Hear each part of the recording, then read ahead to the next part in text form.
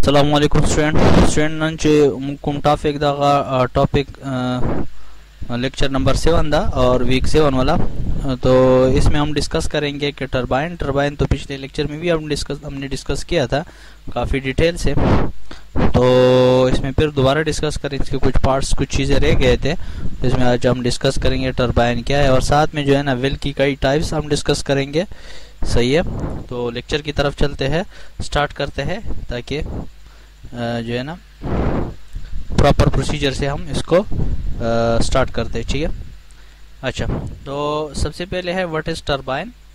A turbine is a rotary mechanical device that extracts energy from a fast moving flow of water, steam, gas, air or other fluid and converts it into useful work. Turbine जो है वो एक rotary mechanical device है, ठीक है, जिससे हम क्या करते हैं, एनर्जी हम पैदा करते हैं और उस एनर्जी को, मैकेनिकल एनर्जी को हम क्या करते हैं प्रेशर एनर्जी में, ठीक है, फिर इलेक्ट्रिकल एनर्जी में हम इसको कन्वर्ट कर देते हैं। फिर इलेक्ट्रिकल एनर्जी में कन्वर्ट करने के बाद हम इसको ट्रांसफार्मर में ट्रांसफ़र करते हैं। इसके बाद फिर हम जो है ना मुख्तलिफ पर्पस के लिए हम इस्तेमाल कर सकते हैं। तो turbine is a turbo machine with at least one moving part is called a rotor assembly which is a shaft or drum with blades attached.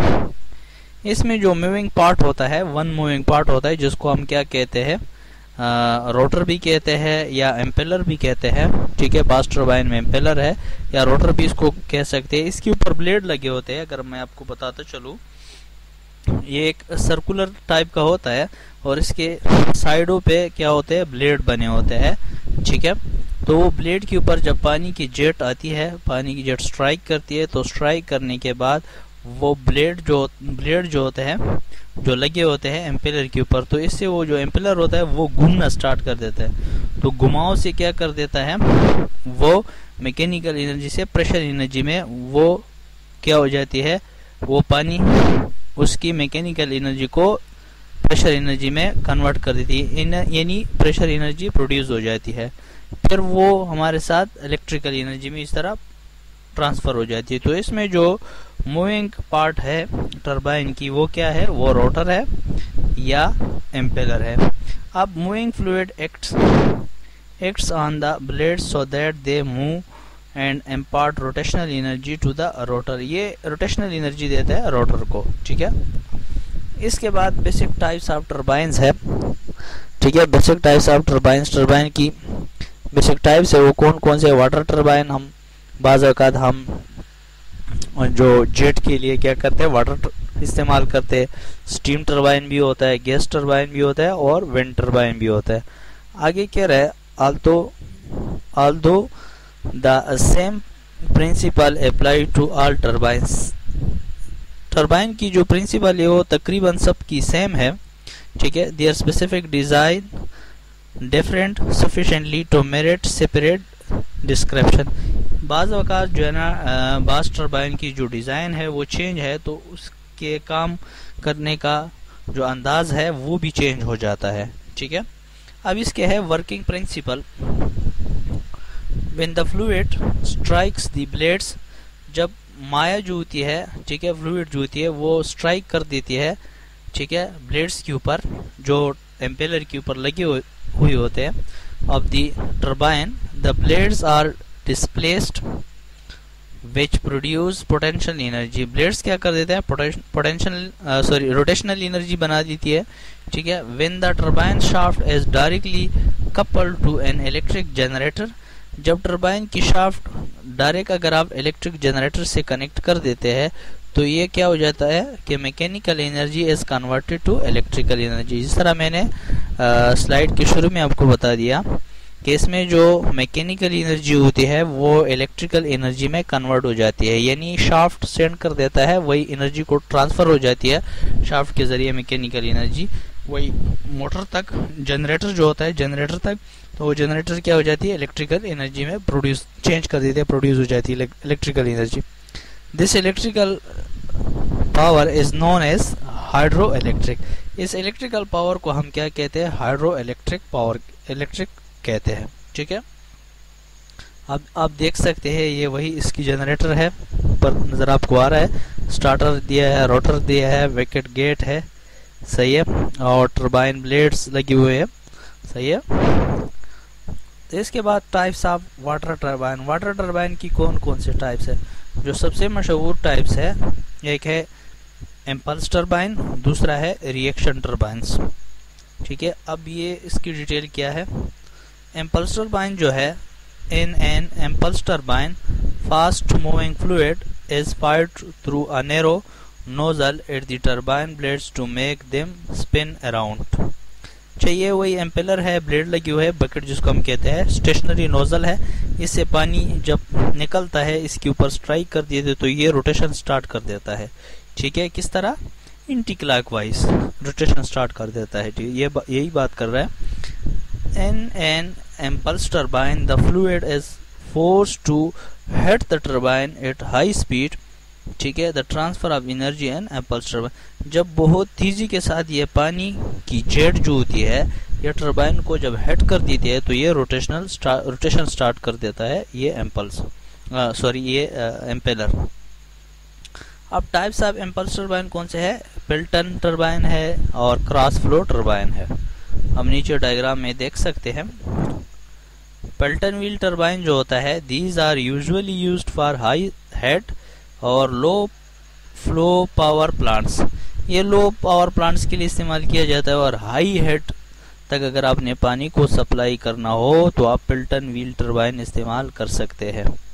ये इन्वेंट किसने किया था? ये लिस्टर इला ने इन्वेंट किया था 1870 में, 1870 में। ठीक है, और पिल्टन व्हील जो है वो operate best with drop height. ठीक है, 50 to 2000 metre and flow rate is 4 to 15 cubic metre per second. इसकी जो फ्लो रेट है वो 4 से 15 क्यूबिक मीटर पर सेकेंड होती है, और इसकी जो हाइट है, ड्रॉप हाइट, वो कितना है? 50 से 2000 मीटर तक है। आप देख सकते हैं। ठीक है, इस डायग्राम में भी उसके प्रॉपर शेप भी आप देख सकते हैं। इसके बाद इसकी क्या है? एप्लीकेशंस है। ठीक है, तो एप्लीकेशंस क्या है? Pelton wheels are the preferred when the available water source has relatively high hydraulic head at low flow rates. जब आपके साथ जो सोर्स है वाटर की, उस काफ़ी हाइट तक आपने पानी पहुंचाना हो और लो फ्लो रेट्स हो, तो उसके लिए आप इसको इस्तेमाल कर सकते हैं। Mostly used pico hydroelectric power generation unit, ज़्यादातर पेको इलेक्ट्रिक पावर जनरेशन इस्तेमाल किया जाता है। Pelton wheels are made in all size. Pelton wheel turbine जो होती है ऑल साइज में आप तैयार कर सकते हैं, यानी बड़ा भी तैयार कर सकते हैं और छोटा भी आप लोग तैयार कर सकते हैं।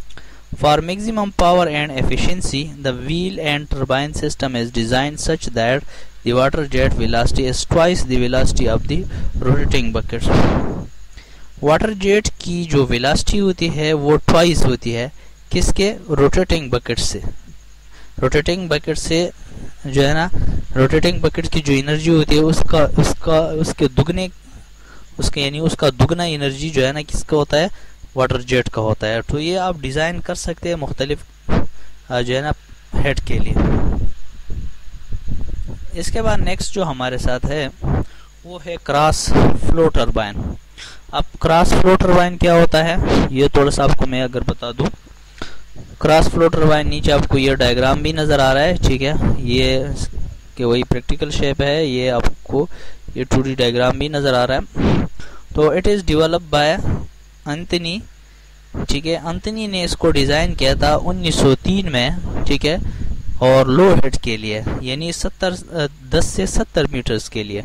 और as with water wheel the water is admitted at the turbine's edge. इसमें जो वाटर एंटर होता है वो टरबाइन के एक किनारे से एंटर होता है और दूसरे किनारे से क्या होता है? निकलता है, ऑपोजिट साइड से निकलता है। After passing the runner it leaves on the opposite sides, यानी इस साइड से अगर एंटर हुआ तो इस साइड से ये निकलेगा और ये रोटेशन इस तरह करता है anti clockwise. The cross flow turbine is low speed machine. ये low speed machine है that is well suited for location with low head but high flow.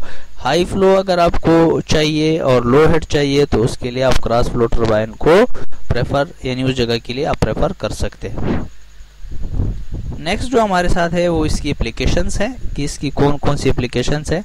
The peak efficiency of a cross flow turbine is somewhat less than a Kaplan Francis or Pelton wheel.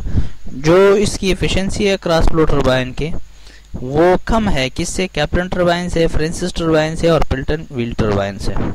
It is low price और इसकी price भी काफ़ी कम है, ठीक है। And good regulation, काम भी अच्छी तरीके से होता है, रेगुलेशन वर्क अच्छी तरीके से रेगुलेट हम कर सकते हैं। As water going through the runner twice provides additional efficiency. Runner से जब पानी क्या होता है पास होता है तो ये ट्वाइस एडिशनल एफिशिएंसी प्रोवाइड करता है। Cross flow turbines are mostly used in mini and micro hydro power units. Mini और माइक्रो हाइड्रो पावर यूनिट्स के लिए आप क्रॉस फ्लो टर्बाइन इस्तेमाल कर सकते हैं। It is good point as when the water leaves the runner. ये सबसे इम्पोर्टेंट पॉइंट है इसकी कि जब पानी ये छोड़ता है यानी जिस जगह से निकलता है, it's also helps clean the runner of small debris and pollution. जब स्मॉल पोल्यूशन वगैरह अगर किसके साथ लगी हो, रनर के साथ, तो अपोजिट साइड से जब ये निकलती है पानी तो ये उसकी सफाई भी कर देती है, ठीक है। तो ये सबसे गुड पॉइंट है। नेक्स्ट जो है हमारे साथ रिएक्शन टर्बाइन है, ठीक है। रिएक्शन टर्बाइन क्या है, थोड़ा सा हम वीडियो देखते हैं कि वीडियो चल रही है कि नहीं। अच्छा ठीक है, कंटिन्यू है। रिएक्शन टर्बाइन क्या है? In reaction turbines torque develop by reacting to the fluid's pressures. इस तरह बता दिया कि रिएक्शन टर्बाइन जो होता है ये टॉर्क डेवलप करता है by reacting the fluids pressure, reacting fluid की रिएक्टिंग से, ठीक है, अमल करने से। The pressure of the fluid change, pressure जो होता है वो फ्लूइड चेंज कर देता है as it through the turbines rotor blades, ठीक है। आप नीचे डायग्राम में देख सकते हैं कि इसके जो ब्लेड्स लगे हैं टर्बाइन, रिएक्शन टर्बाइन की जो ब्लेड्स लगे हैं ये भी आप देख सकते हैं। और चूंकि इससे पानी एक साइड से इस साइड से निकलता है और इसको इस साइड से निकलता है तो ये अपोजिट होता है। तो ये जब इधर इस साइड से निकलेगा ये अप साइड से निकलेगा तो ये क्या करेगा, इससे काफ़ी ज़्यादा धचका देगा यानी धक्का देगा। तो धक्के से ये क्या हो जाएगा, ये रोटेशन स्टार्ट करेगा। तो इसलिए इसको कहते हैं कि काफ़ी जो है ना क्या करता है, पानी के जेट से ये काफ़ी ज़्यादा जब पानी इधर से निकलता है उसका इतना प्रेशर होता है कि इसके प्रेशर से ये जो एम्पेलर होता है वो भी घूमना स्टार्ट कर देता है। तो the turbine must be fully immersed, fully डूबा हुआ होना चाहिए इन द फ्लोइंग फ्लूइड में, and the pressures casement is also provide for a working fluid, ठीक है। नेक्स्ट जो हमारे साथ टाइप्स ऑफ रिएक्शन टर्बाइन कौन कौन से है, कैप्लन टर्बाइन है, फ्रांसिस टर्बाइन है और काइनेटिक टर्बाइन है। अब कैप्लन टर्बाइन क्या कहते हैं? The Kaplan turbine is a water turbine which has adjustable blades and is used for low head and high discharge. High discharge और लो हेड के लिए अगर आपने टर्बाइन इस्तेमाल करना हो तो कैप्लन टर्बाइन भी इस्तेमाल कर सकते हैं। और इसकी जो ब्लेड होते हैं वो एडजस्टेबल होते हैं यानी फिक्स नहीं होते। It was developed in 1913 यानी 1913 में 1913 में जो है ना उसको इजाद किया गया था। ऑस्ट्रेलियन प्रोफेसर था विक्टर कैप्लन, ठीक है। और the Kaplan turbine is an inward flow reaction turbine. Kaplan turbine जो होती है इनवर्ट रिएक्शन टर्बाइन है और which means that the working fluid change pressure it moves through the turbine and gives up its energy.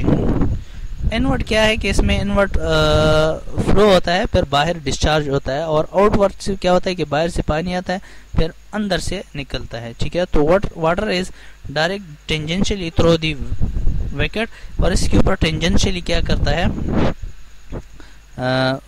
Wicket gets के ऊपर, और spiral on the propeller shaped runner casing its to spin, और इसके ऊपर बाहर क्या होता है, स्पाइरल केसिंग भी लगी होती है जो पानी को क्या करता है, यानी स्प्रेड होने से बचाता है। ये आप डायग्राम भी देख सकते हैं इसके एप्लीकेशंस क्या है, इसके एप्लीकेशंस भी वही होंगे। Kaplan turbines are widely used throughout the world for electrical power production. Throughout the world इसको इस्तेमाल किया जाता है कौन से टर्बाइन को, कैपलन टर्बाइन्स को। और they cover the lowest head hydro sites and are specially suited for high flow condition. High flow condition के लिए और लोएस्ट हेड के लिए आप इस्तेमाल कर सकते हैं कैपलन टर्बाइन। इनएक्सपेंसिव, ठीक है, कितनी ज़्यादा कीमत नहीं होती है। Micro turbine on the Kaplan turbine model are manufactured for individual power production with as little head. अच्छा, large Kaplan turbine are individually design for each site to operate the highest possible efficiency, typically over 90%, ठीक है। They are very expensive to design, manufacture and install but operate for decades। अब Francis turbine है। Francis turbine क्या होता है? तो the Francis turbine is a type of water turbine that was developed by James B. Francis and are used for medium head। जो आपके साथ Francis turbine है ये जेम्स बी फ्रांसिस ने इन्वेंट किया था, डेवलप किया था लो हेड के लिए नहीं बल्कि मीडियम हेड के लिए, 45 से 400 मीटर हेड के लिए, एंड मीडियम डिस्चार्ज यानी 10 से कितना 700 क्यूबिक मीटर पर सेकंड डिस्चार्ज के लिए, यानी ये से इतना डिस्चार्ज हो सकता है। The Francis turbine is a type of reaction turbine. ये एक रिएक्शन टर्बाइन की क्या है, टाइप है, a category of a turbine in which the working fluid comes to the turbine under immense pressure and the energy is extracted by the turbine blades from the working fluid। अच्छा, the turbine exit tube is shaped to help decelerate the water flow and recover the pressure। water flow is radially from exterior to interior। water flow जो इसमें होता है वो क्या होता है, interior से एक्सटीरियर से इंटीरियर की तरफ होता है, ठीक है, और रेडियली होता है। फ्रांसिस टर्बाइन ये आप डायग्राम देख सकते हैं, इसकी एप्लीकेशन भी आप देख सकते हैं क्या है एप्लीकेशंस। फ्रांसिस टाइप यूनिट्स जो है cover head range from 40 to 600 metre तक हेड के लिए इस्तेमाल किया जा सकता है, यानी 130 टू 2000 फीट के लिए आप इसको इस्तेमाल कर सकते हैं। इट्स एफिशिएंसी जो है डिक्रीज इज फ्लो डिक्रीज, इसकी एफिशिएंसी डिक्रीज होती है फ्लो डिक्रीज से। और they may also be used for pumped storage where reservoir is filled by turbine acting as a pump, ठीक है। Driven by the generator acting as a large electrical motor during period of low power demand. Low power demand के लिए आप इस्तेमाल कर सकते हैं during motor during periods of low power demand. Low power demand अगर आपको चाहिए तो आप इसको इस्तेमाल कर सकते हैं, और कितनी हाइट तक, यानी 40 से 600 मीटर तक पानी को सप्लाई कर सकती है। और इसकी एफिशिएंसी डिक्रीज होती है किसके साथ, फ्लो जब डिक्रीज हो जाए, ठीक है। अच्छा, नेक्स्ट इसके है काइनेटिक टर्बाइन हमारे साथ है, ठीक है, ये भी आप देख सकते हैं। Kinetic energy turbine also called free flow turbine, इसको आप फ्री फ्लो टर्बाइन भी कह सकते हैं। और generate electricity from the kinetic energy present in the flowing water. Flowing water से क्या करता है, काइनेटिक एनर्जी को प्रेजेंट, अच्छा, electricity from the kinetic energy present in the flowing water से ये एनर्जी को क्या करता है, बनाता है। दिस सिस्टम में operate in rivers, man made, channel, tidal water और ओशंस और करंट्स। इसको आप इस्तेमाल कर सकते हैं रिवर में या मैन मेड चैनल जो होते हैं या टाइडल वाटर होते हैं, ठीक है, उस जगह में ओशंस में आप इसको इस्तेमाल कर सकते हैं। Kinetic system utilize the water stream's natural pathway और they do not require the diversion of water through man made channels और रिवर बेड्स और पाइप्स। अच्छा, they might have application in such conduits। Kinetic system do not require large civil works, however they can use existing structures such as bridge, terrace and channel and do not require any dam or any structure। अच्छा, इसको आप इस्तेमाल कर सकते हैं, यानी नहर में भी आप इस्तेमाल कर सकते हैं, किसी मैन मेड चैनल हो उस जगह में भी आप इस्तेमाल कर सकते हैं, ठीक है। और साथ में ये कह रहे हैं कि इसमें कोई एक्स्ट्रा वर्क बनाने की, एक्स्ट्रा स्ट्रक्चर बनाने की ज़रूरत नहीं है, आप ब्रिज के साथ भी इसको इस्तेमाल, ट्रेल रेस में भी इस्तेमाल कर सकते हैं, ठीक है। और तो ये पॉइंट्स इसने बता दिए। ये आप डायग्राम भी इसकी देख सकते हैं। अच्छा, नेक्स्ट जो हमारे साथ है इम्पोर्टेंट, वो है पंप। अब पंप क्या है? A pump is a device used to move fluids such as liquid, gases or slurries. Pump से हम क्या कर सकते हैं, एक लिक्विड को अगर हमने एक जगह से दूसरी जगह तक ट्रांसफ़र करना है, या गैसेस को ट्रांसफ़र करना है, या स्लरीज को ट्रांसफ़र करना है, तो इजीली हम ट्रांसफ़र कर सकते हैं एज अ पंप के ज़रिए। तो एक मैकेनिकल डिवाइस है। It increase the mechanical energy of a fluid. The additional energy can be used to increase velocity, flow rate, pressure और elevation. इसकी टाइप्स है, कौन कौन सी टाइप्स है पंप्स की? टाइप है मेन जो दो अक़साम है, वो पॉजिटिव डिस्प्लेसमेंट है और डायनामिक है। फर्दर पॉजिटिव डिस्प्लेसमेंट को फर्दर डिवाइड किया है रोटरी में और रिसिप्रोकेटिंग पंप में, और रोटरी पंप को फर्दर डिवाइड किया है सिंगल रोटर में और मल्टीपल रोटर में, और रिसिप्रोकेटिंग पंप को जो है ना फर्दर डिवाइड किया है डायफ्राम और पिस्टन या प्लंजर में। डायनामिक जो है, डायनामिक को भी दो टाइप में डिवाइड किया गया है, एक को सेंट्रीफ्यूगल कहते हैं और दूसरे को कहते हैं हम, और दूसरे को हम एक्सियल कहते हैं। अच्छा, इसके बाद स्टेशनरी कंपोनेंट्स जो है वो कौन कौन से? केसिंग है, ठीक है। तो केसिंग की टाइप्स है, वॉल्यूट है, वर्टेक्स है और सर्कुलर है। तो इसको थोड़ा सा रीड करते हैं, क्या क्या है। The main purpose of a casing is to convert kinetic energy into pressure energy. Main purpose जो है केसिंग की वो ये है कि ये काइनेटिक एनर्जी को प्रेशर एनर्जी में कन्वर्ट कर देते हैं, यानी मेन इसलिए हम प्रोवाइड करते हैं। Casing are generally of 3 types की 3 अक़साम है। नंबर 1 जो है वॉल्यूट है, दूसरा है वर्टेक्स, तीसरा है सर्कुलर। वॉल्यूट जो है used for higher head eddy current form, और वर्टेक्स जो है ये एडी करंट्स आर रिड्यूस्ड, और circular used for lower head. Lower head के लिए आप सर्कुलर इस्तेमाल कर सकते हैं। ईडी से अगर आपने बचना है, ईडी का मतलब क्या है? पानी जब गोल गोल घूमता है, सर्कुलेट करता है, तो इसको ईडी कहा जाता है। तो ये जब घूमता है तो बाज़ औक़ात क्या हो जाता है कि घूमने से जो है ना ये वैक्यूम बनते हैं। तो वैक्यूम से बचने के लिए हम क्या करते हैं कि इसको, यानी ये जो इसकी किसिंग होती है स्पाइरल टाइप की, जो पहली टाइप है वॉल्यूट है, उसमें स्पाइरल किसिंग होती है, आहिस्ता आहिस्ता बढ़ता है, तो उसमें वैक्यूम थोड़ी सी ज़्यादा बनता है, ठीक है, ज़्यादा बनते हैं, यानी ईडी करंट्स फॉर्म, ज़्यादा ईडीज बनते हैं।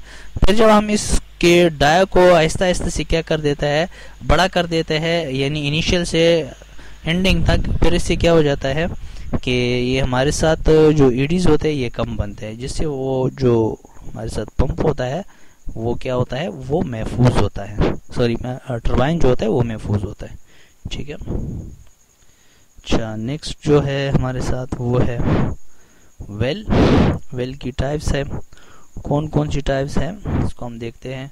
इंट्रोडक्शन है, और इसके बाद open well and classification of open well है, और tube well and classification of tube well है, ठीक है। थोड़ा सा अगर मैं डिफिनीशन इसकी आपको बता दूं, वेल जो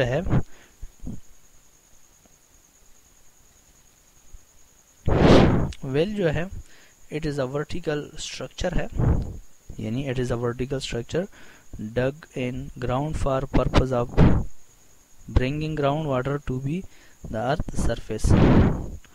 वेल जो है ये वर्टिकल स्ट्रक्चर होता है, जिस यानी ज़मीन में हम जब खुदाई कर देते हैं, खुदाई करने के बाद जो ज़मीनी वाटर होता है उसको हम क्या कर देते हैं, सरफेस के ऊपर ला लेते हैं, यानी उसको हम मुख्तलिफ पर्पज़ के लिए इस्तेमाल करते हैं, जिस तरह इरिगेशन पर्पज़ के लिए, पीने के लिए, और भी इसकी कई मकासद है, तो इसके लिए हम इस्तेमाल करते हैं। तो टू द अर्थ सरफेस के ऊपर हम क्या करते हैं, इसको प्रोवाइड कर देते हैं। Basically wells are classified is 2 types, open wells है या डग वेल या ट्यूब वेल है। अच्छा, these are the wells which have comparatively large diameter and lower diameter. जो ओपन वेल है उसकी जो डायमीटर होती है वो काफ़ी ज़्यादा होती है और लोअर डिस्चार्ज उसका होता है, कम डिस्चार्ज उसका होता है। और usually they have discharge of 20 cubic metre per hour. इसकी जो डिस्चार्ज होती है नॉर्मली तकरीबन वो 20 क्यूबिक मीटर पर आवर होती है, लेकिन but if constructed by efficient planning it gives discharge of 200 to 300 cubic metre per hour. अगर आप उसमें क्या कर दे, उसको इसकी प्लानिंग सही कर दे, इसकी सफाई क्लियरेंस सही कर दे, तो आप इसकी डिस्चार्ज भी बढ़ा सकते हैं, यानी 200 to 300 cubic metre per hour तक आप ले जा सकते हैं। अच्छा, इसके बाद they are constructed of diameter of about 1 to 10 metre. इसका जो डायमीटर होता है वो 1 से लेकर यानी 1 to 10 मीटर तक इसकी डायमीटर तकरीबन होती है and have depth of about 2 to 20 metre तक इसकी डेप्थ होती है। ओपन वेल की मैं बात कर रहा हूँ। और they are constructed by digging, therefore they are also known as dig well. इसमें चूंकि हम खुदाई करते हैं, खुदाई से ये कुआं बनाते हैं, तो इसलिए हम इसको डग वेल भी कह सकते हैं। अब classification of open well based on depth के लिहाज से क्लासिफाई किया है। एक को हम कहते हैं शेलो ओपन वेल और दूसरे को हम क्या कहते हैं, डीप ओपन वेल। अब शेलो ओपन वेल क्या है? These are the wells resting on the water bearing strata and get their supplies from the surrounding materials। ठीक है,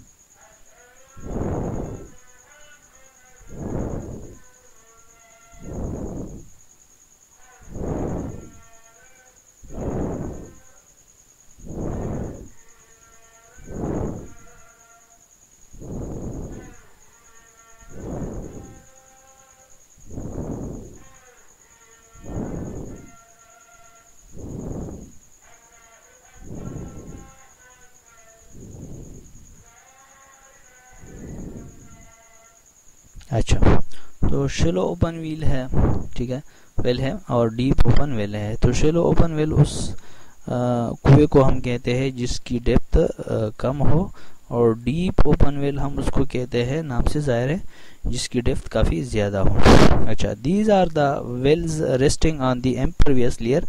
इस किस्म की जो वेल होते हैं वो इम्परवियस लेयर्स के ऊपर रेस्टिंग करते हैं। इम्परवियस लेयर्स कौन से लेयर होते हैं? वो लेयर जिनसे पानी पास आउट नहीं हो सकते हैं। तो उसमें हम क्या कर देते हैं, उन लेयर से तो वैसे भी पानी पास आउट नहीं कर सकते या नहीं होता है, तो उसमें हम क्या कर देते हैं, बोरिंग कर देते हैं। ठीक है, अच्छा, so these are the wells resting on the impervious layer known as mota layer, beneath which lies water bearing pervious layer and gets their supplies from these layer। इसमें हम बोरिंग कर देते हैं। बोरिंग से फिर क्या हो जाती है कि वो अंडरग्राउंड वाटर जो है ना, वो हम ग्राउंड के ऊपर प्रोवाइड कर देते हैं। ये आप डायग्राम भी इसकी देख सकते हैं। ये वही परवियस स्ट्राटा है, ठीक है, यहाँ तक शेलो वेल दिया गया है। ये जो स्ट्राटा है आपको अगर नज़र आ रहा हो, ये इम्परवियस स्ट्राटा है, मोटा लेयर जिसको हम कह सकते हैं। इम्परवियस लेयर को इम्परवियस स्ट्राटा को हम मोटा लेयर भी कह सकते हैं, और ये हमारे साथ परवियस स्ट्राटा है। फिर से ये भी परवियस स्ट्राटा है, ये भी परवियस स्ट्राटा है, यानी इधर भी पानी अवेलेबल है, इधर भी पानी अवेलेबल है। पानी इधर से पास आउट हो सकता है, लेकिन यहाँ से तो नहीं हो सकते। यहाँ से हम क्या कर देते हैं, बोरिंग कर दी, जहाँ पे ये दिया गया है बोर होल। ठीक है, तो परवियस स्ट्राटा डीप वेल, ये डीप वेल है, यहाँ से हमने क्या किया, बोर किया है, तो हम यहाँ से पानी, नीचे से पानी यहाँ तक ले सकते हैं आसानी से। तो ये ग्राउंड वाटर टेबल आपको नज़र आ रहा है, ठीक है, तो ये ग्राउंड वाटर टेबल है। इसके बाद एक classification of open well based on type of well. कच्चा वेल्स हैं। These type of wells are only constructed when water table is high. As these type of wells sometime collapse. अच्छा, इस टाइप की वेल जो है वो हम बनाते हैं उस जगह में जहाँ पे वाटर टेबल काफ़ी हाई हो यानी ऊंचा हो, और साथ में जो है ना इसमें कोलेप्स होने की चांसेस इसकी काफ़ी ज़्यादा होती है, यानी ये कुएं कोलेप्स ज़्यादा होते हैं। अच्छा, नेक्स्ट जो है classification of open well based on type of well. Well with impervious lining है। इम्परवियस आपको मैं बताता चलूँ कि अगर हम लाइनिंग कर दे, कुओं को पक्का कर दे, लेकिन ऐसा पक्का कर दे कि उससे कोई पानी पास आउट ना हो सके, so this is called impervious lining. तो ये कह रहे हैं wells with impervious lining, these are most suitable and stable type of open well. इस टाइप की जो वेल्स होते हैं वो काफ़ी जो है ना सुटेबल भी है और स्टेबल टाइप है, ठीक है। These are constructed by first digging. इसमें हम क्या कर देते हैं फर्स्टली हम डिगिंग कर देते हैं, खुदाई कर देते हैं, अ पिट गड़ा बना देते हैं, then a curve which a circular ring with sharp bottom is inserted. इसमें हम क्या कर देते हैं, पहले जब हम कड़ा बना लेते हैं तो कड़ी की बाद कड़ा बनाने के बाद इसमें हम रिंग्स जो होते हैं हमारे साथ, जिसको हम कर्व कहते हैं, सर्कुलर रिंग्स होते हैं, उसके ऊपर मिशनरी कर देते हैं, तो वो मिशनरी की लोड की वजह से नीचे बैठ जाते हैं, ठीक है। सो अच्छा, आगे क्या है, देन मिशनरी वाल, जिस तरह मैंने आपको बता दिया, up to some distance above ground is constructed, then is excavation proceeds, it sinks below, and then machinery is further extended and well is constructed as water enters from the bottom. Type of flow is spherical. इसमें इस तरह आहिस्ता से हम machinery वाल बनाते हैं और ये नीचे बैठता जाता है। जब बैठता जाता है तो इस तरह हम दूसरा रिंग प्रोवाइड कर देते हैं, फिर तीसरा, फिर चौथा, इसी तरह ये क्या हो जाता है, इम्परवियस लाइनिंग इसकी हो जाती है। अब नीचे डायग्रामेटिकली भी आप देख सकते हैं, ये वही वाटर बियरिंग सैंड फॉर्मेशन है, बोर होल्स आपको नज़र आ रहा है, ये क्लियर, ये साइड है, ठीक है, और ये वाटर टेबल ग्राउंड सरफेस, ये आपके साथ वही क्या है, स्टीनिंग वाल, ठीक है, और साथ में वाटर टेबल, यहाँ तक आपको अगर नज़र आ रहा हो तो ये आप देख सकते हैं डायग्राम में। इसके बाद जो है classification of open wells based on type of wall है। अच्छा, तो well with pervious lining, these type of wells are suitable in coarse formation, these are constructed by masonry of dry bricks। इसमें हम क्या कर देते हैं, खुश्क ईंटों से मशीनरी कर देते हैं, और स्टोन्स या पत्थरों से, विदाउट एनी बाइंडिंग मटेरियल। इसमें बाइंडिंग मटेरियल हम इस्तेमाल नहीं करते क्योंकि ये परवियस होता है, इससे पानी पास आउट हो सकता है, तो इसमें हम क्या करते हैं, खुश्क चुनाई कर देते हैं या ईंटों से या पत्थरों से, तो इससे पानी भी इजीली पास आउट हो सकता है। तो इसमें बाइंडिंग मटेरियल यानी जोड़ने की मटेरियल हम इस्तेमाल नहीं कर सकते हैं, ठीक है। So the water supply enters from the walls of well, therefore the flow is radial. तो इसमें से पानी पास आउट होता है, जिस तरह मैंने आपको बता दिया, तो इसलिए फ्लो क्या होता है, रेडियल होता है। Such wells are provided with bottom plug. इसमें बाज़ औक़ात हम क्या करते हैं, नीचे प्लग भी प्रोवाइड करते हैं। So the flow is not combination of radial and spherical. तो इसमें जब बॉटम प्लग हम प्रोवाइड कर देते हैं तो फिर रेडियल एंड स्पेरिकल कॉम्बिनेशन नहीं होता है फ्लो का, ठीक है। अच्छा, इसके बाद आप देख सकते हैं, इसकी डायग्राम भी आप देख सकते हैं, ये वही कर्व है और वेल विद परवियस लाइनिंग किया है, ये ब्रिक बैलेस्ट है, साइड पे प्रोवाइड किया गया, सैचुरेटेड सॉइल जोन है, ये अनसैचुरेटेड सॉइल जोन है, ठीक है। ये वाटर सरफेस है, ब्रिक लाइनिंग हुई है इस साइड पे भी, इस साइड पे भी, और ये ग्राउंड लेवल है, ये वाटर टेबल है, ये जो आपको नज़र आ रहा है। अच्छा, इसके बाद है ट्यूबवेल हमारे साथ है। A tube well is a long pipe sunk in ground intercepting one or more water bearing strata। इसमें हम क्या कर देते हैं कि बोरिंग कर देते हैं, फिर बोरिंग के बाद हम पाइप प्रोवाइड करते हैं, पाइप देते हैं इस बोर में, ठीक है। इस होल्स में हम क्या कर देते हैं, नीचे पाइप डाल लेते हैं, ठीक है। अच्छा, इसके बाद as compared to open wall their diameter is less, about ET2 कितना है, 600 मिलीमीटर।